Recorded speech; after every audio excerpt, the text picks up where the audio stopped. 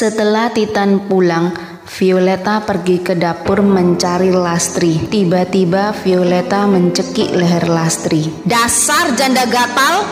Apa kamu berniat membalas air susu dengan air tuba?" bentak Violeta sembari mencekik lebih erat leher Lastri. Semua ART yang ada di sekitar sana terkejut dengan tindakan Violeta, tapi mereka tak berani berbuat apa-apa. Daniel dan Nyonya Bernandes yang mendengar kejadian ini berlari ke dapur. "Vio, hentikan! Lepaskan dia!" ucap Daniel keras sembari melepas paksa cekikan Violeta pada Lastri. Suara Lastri terbatuk-batuk karena hampir kehabisan nafas. "Apa yang kamu lakukan? Kamu hampir membunuhnya!" bentak Daniel pada Violeta. "Kenapa kalian diam saja?" bentak Daniel pada semua ART yang melihat kejadian itu. Semua ART-nya menunduk takut. "Kamu nggak apa-apa?" tanya Daniel pada Lastri. Lastri menggeleng-gelengkan kepalanya. "Sudah bubar!" perintah Bu Karina. Semua ART-nya pun pergi kecuali Lastri yang masih didampingi Daniel. "Kamu kenapa, Vio?" tanya Bu Karina heran dengan apa yang telah Violeta lakukan. "Mama!" rengek Violeta pada mamanya sembari memeluk mamanya. Bu Karina membawa Violeta ke kamarnya. Violeta menceritakan semua kejadian di villa. "Apa? Masa sih Lastri seperti itu?" tanya Bu Karina masih tak percaya dengan apa yang ia dengar dari mulut Violeta. "Ini seolah-olah Vio yang jahat pada Lastri. Padahal Lastri yang jahat pada Vio. Dia yang berusaha merebut Titan dariku, Ma," ucap Violeta sembari menangis. "Ya enggak lah. Kita sudah sangat baik sama Lastri dan keluarganya. Tapi Mama merasa ada yang Titan sembunyikan dari kita." "Mama, kok Mama nyalahin Titan sih? Bukan Titan, Ma, tapi Lastri yang pakai pelet. Dia pakai ajian pengasih," ucap Violeta meyakinkan mamanya. Bu Karina masih tertegun seolah masih tak percaya. "Jadi Mama lebih percaya sama pembantu itu daripada anak Mama sendiri?" tanya Violeta sinis. "Ya enggak, Vio. Mama terkejut, tak habis pikir," ucap Bu Karina. Sejak saat itu Bu Karina juga ikut membenci Lastri. Ditambah Siti juga memanas-manasi Bu Karina, Violeta dan para ART yang lain. Hanya Bi Ija yang tetap tak percaya Lastri seperti itu. Siti tak berani memanas-manasi Daniel dan Tuan Bernandes. Ya, bisa ditebak, suasana di rumah Tuan Bernandes seperti neraka bagi Lastri. Karena semua penghuni membenci Lastri kecuali Daniel. Kalau Tuan Bernandes memang tidak seberapa menyukai Lastri, karena Daniel yang lengket dengan Lastri. 3 hari belakangan ini setiap kali mengantar Violeta pulang, Titan tak pernah bertemu Lastri lagi. Lastri memang sengaja bersembunyi dan meminta tolong Bi Ijah yang menyiapkan makanan dan minuman untuk Titan dan Violeta. Kedua mata Titan menyusuri semua sudut ruangan, tapi tak melihat batang hidung Lastri sekalipun. Titan kecewa, tapi tak berani menanyakan pada Violeta karena Titan tahu betul pasti Violeta akan cemburu dan itu akan berakibat buruk pada Lastri. Titan sudah mendengar kejadian Violeta mencekik leher Lastri. Padahal baik Tuan dan Nyonya Bernandes serta Violeta dan Daniel sudah merahasiakan kejadian itu. Tapi ART Violeta lah yang bergosip ketika ada Titan tentang kejadian itu. Di hari pertama Titan datang setelah kejadian pencekikan itu. Lastri yang merasa tak enak hati. "Bi, aku mau keluar dari sini saja," ucap Lastri sedih. "Kenapa? Terus Kamu mau kerja apa, Nak? Tanya Bi Ija heran. Saya tak kuat, Bi. Saya nggak tahu, Bi. Ucap Lastri sembari meneteskan air matanya. Sabar ya, Nak. Ucap Bi Ija sembari memeluk Lastri. Sore harinya, Lastri menemui Bu Karina di ruang keluarga yang tengah duduk sendirian menonton televisi. Nyonya, ucap Lastri pelan. Ada apa, Lastri? Tanya Bu Karina jutek. Saya mau mengundurkan diri, ucap Lastri menunduk. Apa? Tanya Bu Karina terkejut. Biarin aja, Ma, ucap Violeta ketus yang baru pulang dari kantor. Hus, ucap Bu Karina mengisyaratkan agar Violeta tak berkata seperti itu. Dia benalu, Ma. Air susu dibalas air tuba. Ya ini, Ma, ucap Violeta keras sembari menunjuk ke arah Lastri yang duduk di lantai yang sedang menunduk. Vio, tegur Bu Karina. Ih, Mama, ucap Violeta sembari pergi menuju kamarnya. Lastri, apa kamu tak bisa menunggu sampai Violeta selesai bertunangan? 4 hari lagi aja, pinta Bu Karina. Aku percaya Titan tak akan menyukaimu. Secara kamu hanya seorang pembantu. Kalau kamu mengundurkan diri sekarang, kamu gak akan mendapatkan gaji bulan ini. Tapi kalau kamu keluar setelah Vio bertunangan, kamu akan dapatkan gajimu bulan ini. Bagaimana? Tanya Bu Karina sinis. Lastri terdiam sejenak. Di sisi lain dia butuh gaji itu untuk biaya hidup keluarganya di desa. Bapaknya, ibunya, 3 orang adiknya yang masih sekolah, dan anaknya yang mau masuk SMP. Baik, Bu, saya teruskan sampai Nona Violeta bertunangan, ucap Lastri. Bu Karina menghampiri Violeta di kamarnya. Tampak raut muka Violeta kesal. Dia merebahkan dirinya di tempat tidurnya dan masih mengenakan baju kerjanya. Vio, kok kamu gak mandi dulu? Ganti baju dulu. Mama, kenapa sih Mama pakai menahan Lastri segala? Mama mau bikin Vio mati kesal, tanya Violeta penuh emosi. Hus, dengarkan Mama. Mama ingin Lastri melihat dengan mata kepalanya sendiri bahwa kamu dan Titan bertunangan. Biar dia tahu kalau Titan itu menjadi milikmu. Biar tahu diri dia, ucap Bu Karina tegas. Begitukah? Apa Lastri gak akan merusak acaraku? Tanya Violeta. Mana berani dia? Punya apa dia mau menghancurkan acaramu? Mama rasa memang benar Lastri itu matre. Tadi Mama bilang untuk bertahan sampai kamu bertunangan agar mendapat gaji penuh bulan ini. Dia mau, ucap Bu Karina kesal. 3 hari kemudian, Titan, besok acara pertunanganmu. Apa kamu sudah siap? Tanya Bu Lilis. Titan tak menjawab. Dia hanya tersenyum kaku. Ibu perhatikan selama persiapan pertunangan ini, kamu tampak lelah, tak bersemangat, dan seperti ada yang kamu pikirkan. Apa ada masalah di kerjaan? Tanya Bu Lilis. Titan menggelengkan kepalanya sembari memegang kedua tangan ibunya.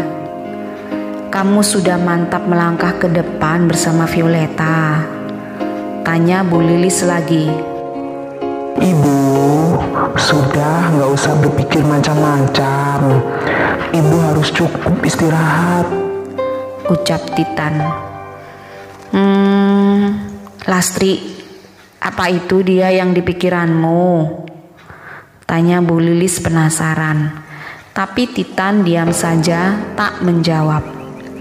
Saat pertama bilang kamu jadian dengan Violeta, kamu bilang tujuanmu sebentar lagi tercapai. Harusnya kamu sangat berbahagia. Sebentar lagi wanita yang kamu cintai akan jadi milikmu. Tapi yang ibu lihat kamu tak bahagia. Kamu dan Violeta sudah 5 tahun berpacaran. Jika dibandingkan dengan Lastri yang hanya 3 bulan denganmu, itu jauh, Titan. Harusnya rasa cintamu lebih dalam pada Violeta. Dia dan keluarganya sudah berkorban banyak untuk kita. Dibandingkan dengan Lastri dan keluarganya yang kamu bilang sudah berbuat sangat jahat pada kita. Tapi sepertinya cinta tak bisa dilogika. Ibu, Titan hanya capek.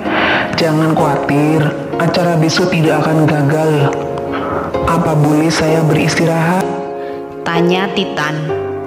Iya, beristirahatlah, ucap Bu Lilis. Pagi hari acara pertunangan pun tiba. Violeta dan keluarganya tampak sangat bahagia. Tapi tidak dengan Titan. Dia tampak tak bersemangat. Ini membuat Bu Lilis juga tak begitu bahagia. Ya, Lastri di sana membantu menyiapkan dan menghidangkan makanan dan minuman pada para tamu. Lastri berusaha menyibukkan diri dan menutupi rasa sedihnya. Dia berusaha untuk menerima ini semua. Bu Lilis berpura-pura tak kenal dengan Lastri. Lastri pun demikian, berpura-pura seolah-olah ini pertemuan pertama kali mereka. Ketika acara selesai, Bu Lilis menyelipkan surat ke tangan Lastri. Lastri membaca surat itu saat malam hari. Lastri, ibu senang bisa bertemu kamu lagi. Di hari berbahagia ini, kita sama-sama tahu bila Titan akan meniti masa depannya bersama Violeta. Ibu harap kamu bisa melepas Titan. Ibu minta maaf kalau sikap ibu seperti ini. Ibu tak ingin menyakiti keluarga Bernandes yang sudah banyak berjasa pada kami. Ibu harap kamu paham posisi ibu. Tiba-tiba SMS Bu Karina masuk pada handphone Lastri. Lastri, kamu perginya besok nunggu Daniel pergi ke kantor. Jangan sampai Daniel tahu. Lastri pun membalas SMS Bu Karina. Iya Bu. Lastri mohon maaf bila ada salah kata atau perbuatan. Terima kasih banyak sudah banyak menolong Lastri. Keesokan paginya, Lastri berpamitan pada Violeta. Nona, nanti saya akan pulang. Saya mohon maaf atas segala kesalahan kata dan perbuatan saya. Saya berterima kasih banyak. Nona Vio sudah baik sekali pada saya, ucap Lastri menunduk. Dengarkan baik-baik. Seumur hidupku, aku selalu mendapatkan apa yang aku inginkan, termasuk Titan. Kesalahan terbesarmu, kamu telah merayu Titanku, dan itu fatal, ucap Violeta sembari berlalu pergi meninggalkan Lastri. Setelah Daniel dan Violeta pergi ke kantor, Lastri pergi berpamitan pada semuanya. Ya, semua ART sedih, kecuali Siti. Lastri juga berpamitan dan meminta maaf serta mengucapkan terima kasih pada Tuan dan Nyonya Bernandes. Lastri menaiki sebuah angkutan umum. Sayangnya di tengah jalan angkutan itu mogok, sehingga dia harus turun di tengah perjalanan. Tak diduga-duga saat itu Titan akan pergi menemui klien dan berpapasan dengan Lastri. Titan segera menghentikan mobilnya karena melihat Lastri membawa banyak tas. Lastri, Lastri, panggil Titan saat turun dari mobilnya. Lastri yang melihat Titan segera berlari pergi meninggalkan Titan. Dia tak mau berhubungan dengan Titan lagi. Titan berhasil mengejar dan menangkap Lastri. Kenapa kamu pergi menghindar dariku? Mau kemana kamu dengan semua tas itu? Tanya Titan penasaran. Tuan, jangan dekati saya. Pergilah dariku. Saya tak ingin Anda dapat masalah. ucap Lastri sembari melepas paksa pegangan tangan kanan Titan pada lengan kirinya. Mau apa sih kamu? Kamu naik mobilku saja dulu.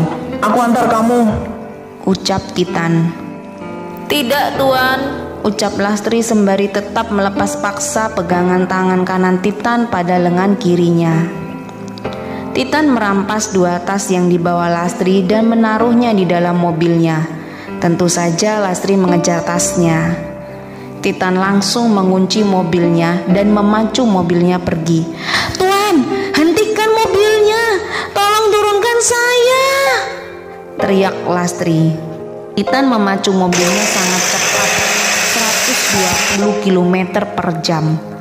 Lalu berhenti di sebuah kafe. Turun, kita perlu bicara, perintah Titan. Lastri diam saja, mengabaikan Titan. Aku bilang turun, bentak Titan. Lastri terkejut Titan membentaknya. Dia pun menuruti permintaan Titan. Mereka duduk di sebuah kafe. Apa yang terjadi? Tanya Titan.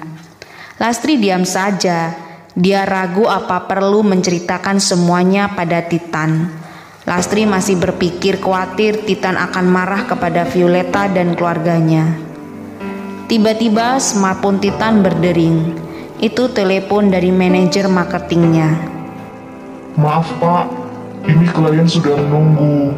Bapak sampai di mana? Tanya manajer marketing. Kamu atasi dulu sendiri. Saya ada urusan, tak bisa ke sana. Sampaikan permintaan maaf saya. Saya akan reschedule untuk menemui mereka, ucap Titan. Lastri, sampai kapan kamu akan diam saja? Tanya Titan jutek. Saya mengundurkan diri dari keluarga Bernandes. Saya ingin pulang ke desa, ucap Lastri. Violeta mengusirmu? Tanya Titan. Enggak, saya yang tidak betah kerja di sana, ucap Lastri tersenyum kaku. Aneh, kerja bertahun-tahun di keluarga Bernandes, baru sekarang bilang tidak betah, ucap Titan sinis. Jadi sekarang biarkan saya pergi, ucap Lastri. Bagaimana dengan adik-adikmu dan orang tuamu? Siapa yang akan menafkahi mereka jika kamu tidak bekerja? Tanya Titan. Saya tidak tahu, ucap Lastri sedih. Sementara kamu bisa kerja sebagai pramuniaga di supermarketku di Bogor, ucap Titan. Tapi saya hanya lulusan SD. Bagaimana mungkin? Aku yang punya, semua tergantung aku, ucap Titan tegas. Lastri terdiam, dia bingung. Di sisi lain dia membutuhkan pekerjaan. Di sisi lain dia teringat pesan Violeta dan Bukarina untuk menjauh dari Titan. Aku ada rumah di sana. Kamu bisa tinggal di sana.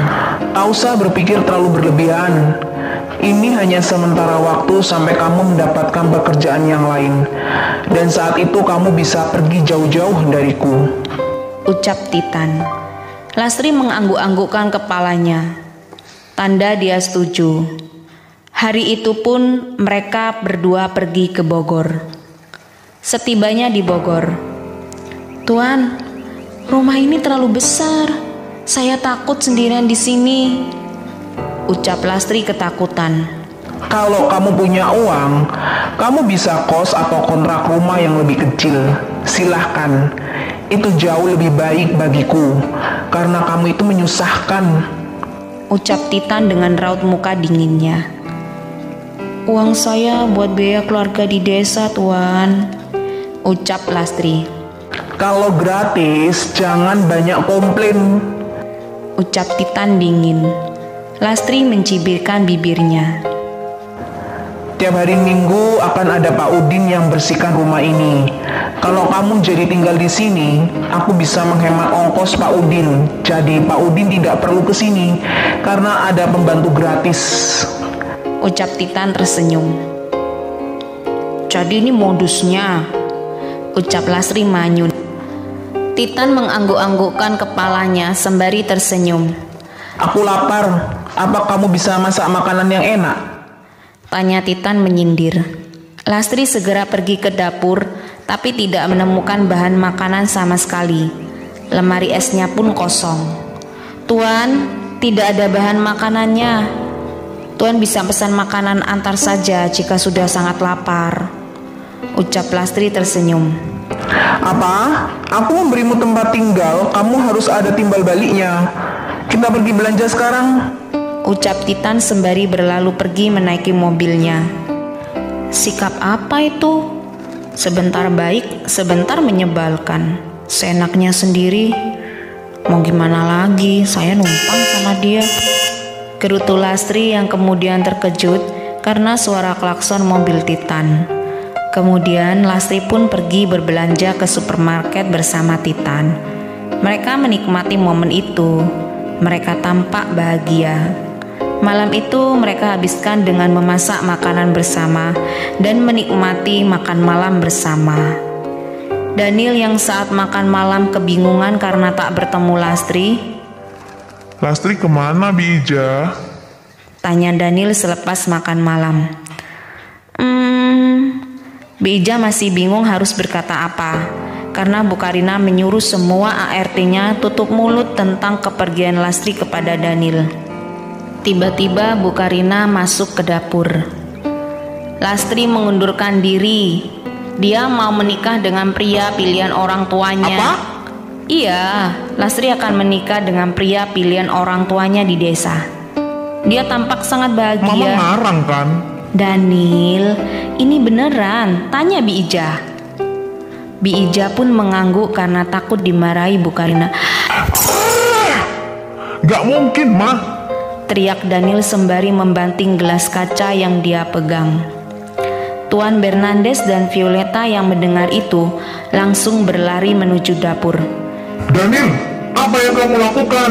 Tanya Tuan Bernandes keras. Masa demi pembantu kamu bersikap buruk sama mama? Ucap Violeta. Daniel yang kesal karena tak ada yang paham akan perasaannya. Lantas dia pergi ke kamarnya. Dia menangis kecewa. Walaupun sebetulnya dia ragu dengan Bu Karina katakan. Mengapa Lastri kamu bersikap seperti ini padaku? Mengapa kamu memberikan harapan palsu padaku? Aku pikir kamu juga mencintai aku. Tetapi mengapa kamu bersedia begitu saja dinikahkan dengan pria lain? Aku terlalu sayang sama kamu. Aku terlalu cinta sama kamu. Dan cinta ini sangat menyakitiku. Hatiku sangat sakit, Lastri. Ucap Daniel sembari menangis. Saat di rumah Titan di Bogor, setelah selesai makan malam bersama. Tuan tidak pulang? Tanya Lastri yang merasa tak enak tinggal satu atap dengan seorang lelaki tanpa ikatan. Kamu pikir aku akan berbuat aneh-aneh padamu? Jangan konyol. Kamu tak menarik sama sekali bagiku. Kamu bukan tipuku. Ucap Titan sembari pergi menaiki mobilnya. Aneh, kenapa dulu mau menikah denganku kalau bukan tipenya? Gerutu Lastri sembari manyun. Suara klakson mobil Titan. Lastri pun berlari pergi keluar menemui Titan di garasi. Hai pembantu, tutup pintunya rapat-rapat. Jangan buka untuk siapapun kecuali aku. Dan hati-hatilah. Ucap Titan. Baik tuan muda yang terhormat. Ucap Lastri menyindirnya. Dan satu lagi, jangan panggil aku tuan. Jika kamu tak ingin aku panggil pembantu, besok pagi kamu bisa pergi bekerja ke supermarket tempat kita belanja tadi. Ucap Titan. Hah? Baiklah. Oh ya, saya nyaman kok dengan panggilan tadi. Ucap Lastri sembari menjulurkan lidahnya dan tersenyum. Titan pun memacu mobilnya pergi. Setibanya di rumah Titan di Jakarta. Titan, kenapa pulang selarut malam ini, nak? Tanya Bu Lis ketika Titan sampai di rumah. Maaf Bu, Titan ada urusan. Kenapa Ibu belum tidur? Tanya Titan lembut. Ibu nungguin kamu, takut kamu kenapa-kenapa. Tapi ibu juga takut ganggu urusan kamu kalau nelponin kamu, ucap Bu Lilis. Titan lupa ngabarin ibu. Maaf ya Bu, ucap Titan. Iya nak, gak apa-apa, ucap Bu Lilis. Keesokan paginya,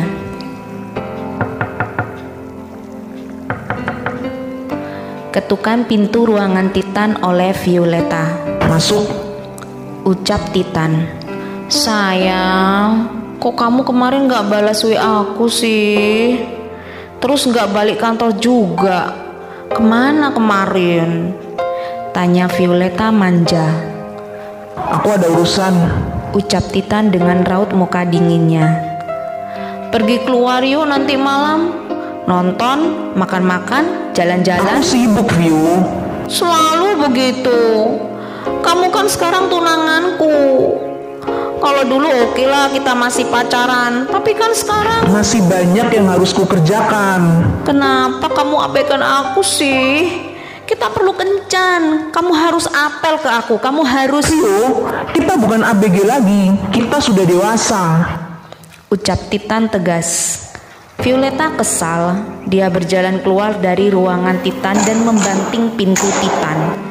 Titan menggeleng-gelengkan kepalanya, heran dengan tindakan Violeta yang menurut dia kekanak-kanakan. Ketika di tempat kerja, Lastri diterima baik oleh semua pegawai di sana. Bagaimana tidak? Titan sudah membawa Lastri berbelanja di sana.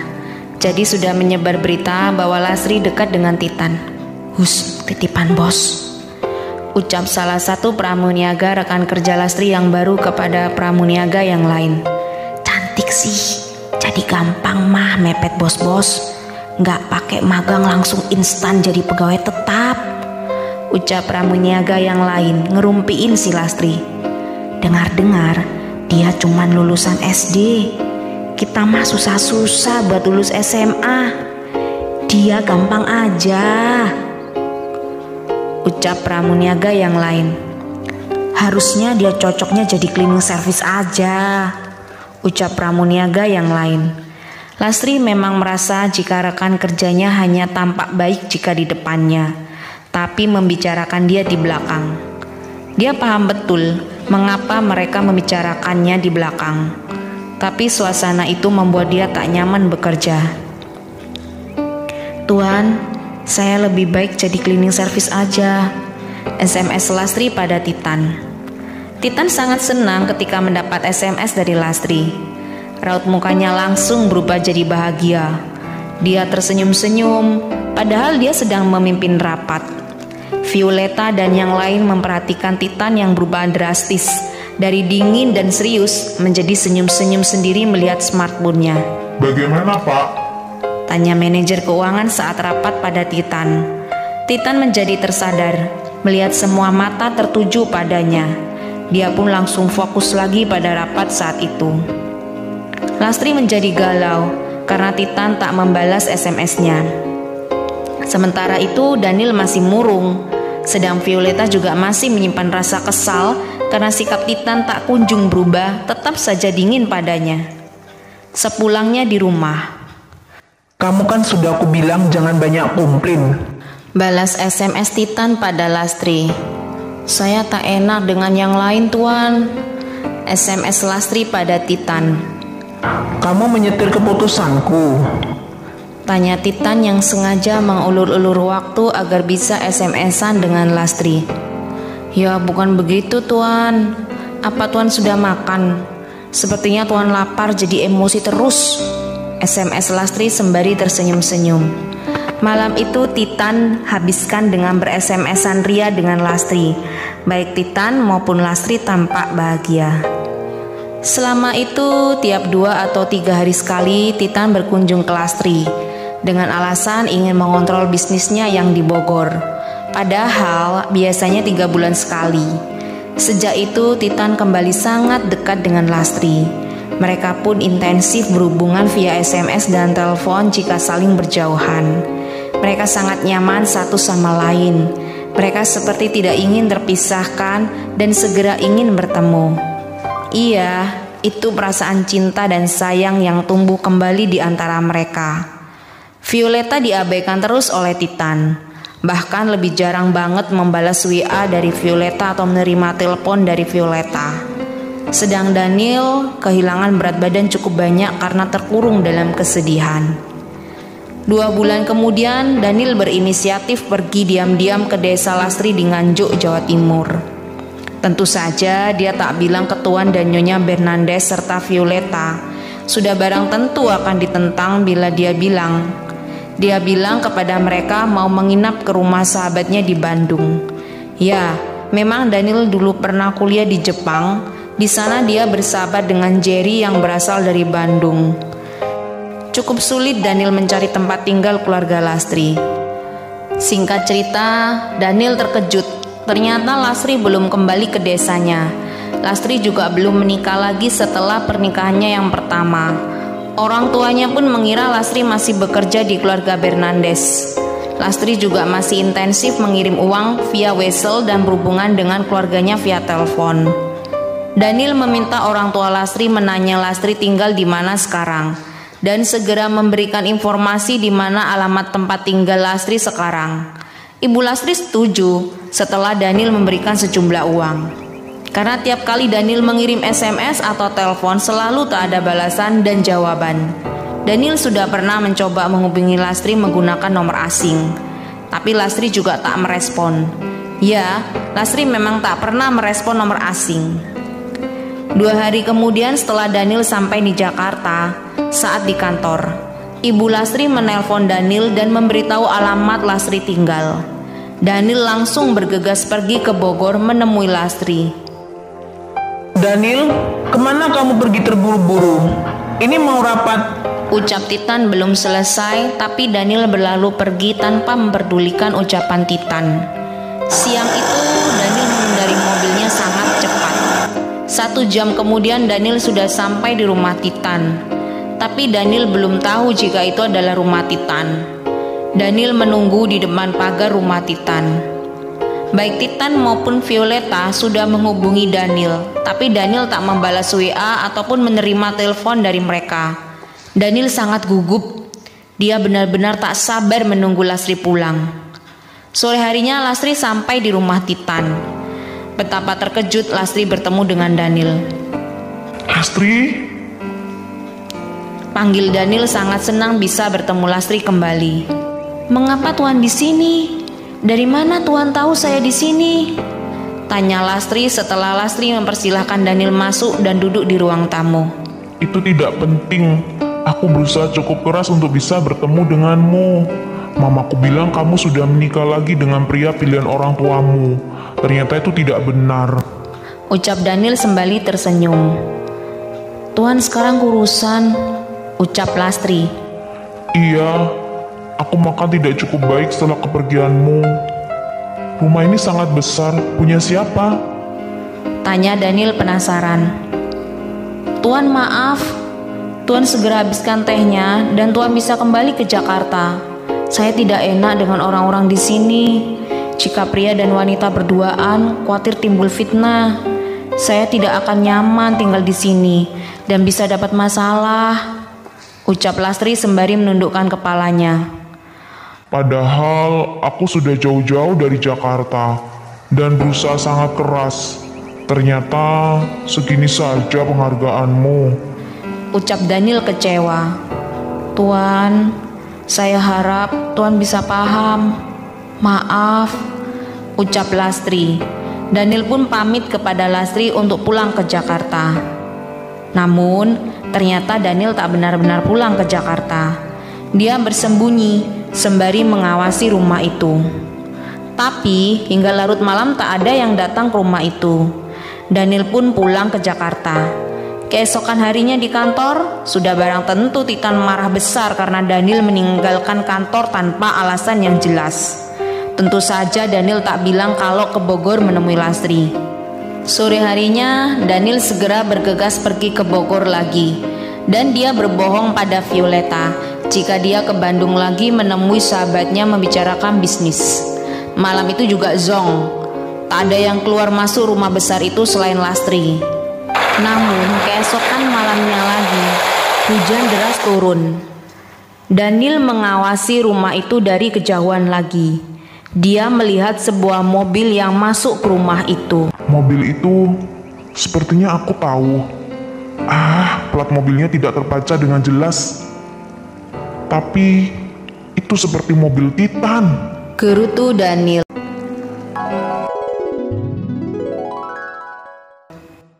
Oke teman-teman, sampai di sini dulu ya ceritanya. Apa yang akan terjadi selanjutnya? Penasaran? Nyalakan lonceng notifikasinya biar tidak ketinggalan update story terbaru dari kami. Jangan lupa subscribe bagi yang belum subscribe, like kalau kalian suka, dan share ke teman-teman kalian. Terima kasih semuanya teman-teman.